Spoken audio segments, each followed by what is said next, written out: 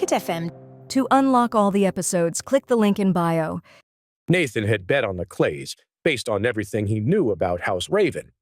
Sure, the High Lord Raven was infamous for his underhanded tactics and cold-blooded attacks at night, but he was also known for his cunning, and there was no way he'd have been foolish enough to ever send a single low-level assassin to finish off an important job. I didn't tell you anything. You don't know what you're talking about. Morrid couldn't believe it. In a few short moments, Nathan had extracted the sole piece of information he had sworn to his lord never to reveal, even in death. Now, all he could do was puzzle over how Nathan could have possibly become so strong, when all the information he had collected said the boy's victory over Jason was nothing but a tall tale, and that he was really just a weakling.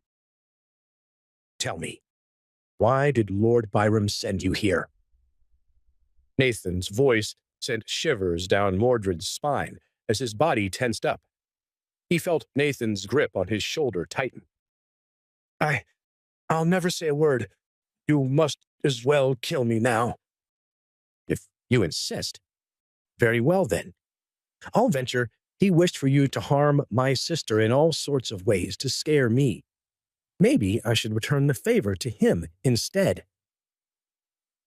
Nathan's grip grew even tighter until Morrid could feel the tendons in his arm breaking. Please, just kill me swiftly, but first I must know, how did you become so powerful? Why don't you ask the heavens when you get there? With that, Nathan drew his knife and slashed across Mordred's face, instantly blinding him. Morrid fell to the ground and felt around in horror as Nathan stood over him and slowly approached with the knife. You've blinded me! I've done you a kindness. Since you intended on giving my sister a horrid death, I shall do the same to you, but unlike your plans, I won't make you watch as I do it. Nathan's dark words gave Morrid goosebumps. He knew that he had somehow encountered the devil on earth in the form of a young teenager. At that moment, he would have rather faced 100 dragons than the short boy in front of him. Thoughts wildly bounced around in his head. Curse you, Lord Byram. How could you be such a fool as to make an enemy of this powerful being? After all the things I've done for House Clay, why did they have to go and make a foe out of this mighty young man? Nathan's blade cut deep into Mordred's skin as he carved a message into the assassin's chest. The strikes were so fast, the assassin had no time to scream. Nathan took no joy in what he was doing now, but he firmly believed that it needed to be done. The fact that the Clays had stooped so low as to go after his sister infuriated him. Amelia is no warrior. There is no honor to be won in slaying her. Those bastards even think I'm weaker than them. Yet they shirk away from open combat and, instead, try to commit murder against an innocent. I swore to my mother that I would find her killer, and now, before Amelia, I'll swear to protect her against all those who try to repeat the act on her. Before Nathan even realized what he'd done, he found himself covered slick with blood. Beneath him lay what remained of Morrid the assassin. The formidable sellsword was now nothing more than a pulpy mass of black and red liquids. As Nathan calmed himself down and caught his breath, he wiped off his blade and contemplated his next move. If that was the Clays family best assassin, I'm certainly strong enough to face Lord Byron himself. Based on all that skullduggery, I'm feeling less than merciful right now. With that, Nathan turned to his sleeping sister in her room and whispered, Rest easy, sister. I will not let them harm you. Then Nathan picked up the body, slung it over his shoulders, and leaped off his sister's balcony onto the roof of a nearby building. As the moon rose high in the sky, Nathan flew across the rooftops of the city toward the manor of House Clay. Nathan raced across rooftops with the dead assassin on his back. He was certain that he would murder all the Clays in one fell swoop when, suddenly, He felt another presence beside him. It was his father, Ulrich. "Nathan, lad, what happened here?" "Never mind him, father. This man was sent by the Clays to murder Amelia. I aim to seek vengeance for her." Before Nathan could continue his quest, Ulrich grabbed his shoulder. "Wait, Nathan, remember what I warned you. If you go there looking for a fight, you'll find it and then end up in the Duke's dungeon for fighting in private."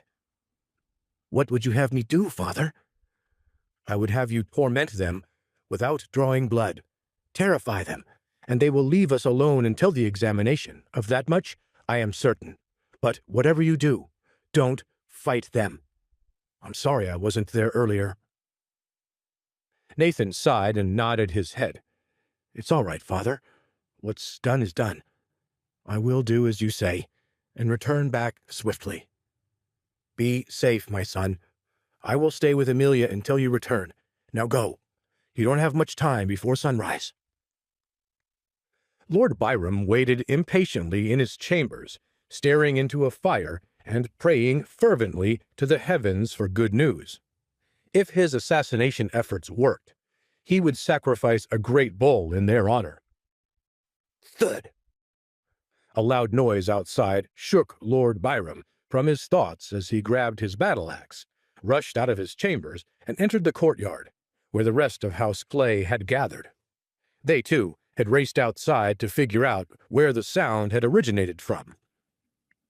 "What was that sound? What's happening? Are we under attack?" Lord Byram's brother, Goldenaxe, pointed right behind him. "A message, my lord." Slowly, Lord Byram turned around. Immediately his face went pale. On the ground before him lay a black and bloody mass. Morrid Daggeth's face was barely recognizable underneath dozens of gashes and a thick coating of blood and bile. It was, perhaps, the most brutalized body the Clay family had ever seen. "Morrid? B?" Lord Byram knelt beside the boy as Goldenaxe approached as well. Goldenaxe's voice quivered as he examined their dead servant. "All of his bones are cut clean through, my lord.